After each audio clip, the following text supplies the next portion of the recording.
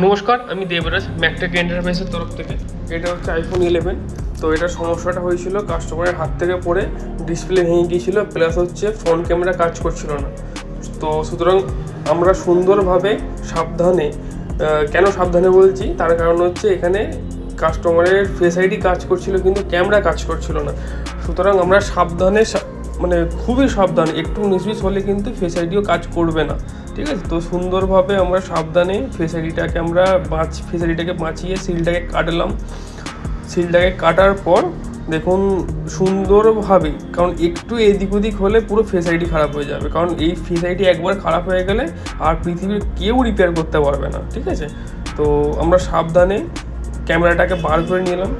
বার করে নেওয়ার পর আপনারা দেখবেন একটু পরে যে কীরমভাবে ভেঙেছে 8GB ক্যামেরাটা, ঠিক আছে?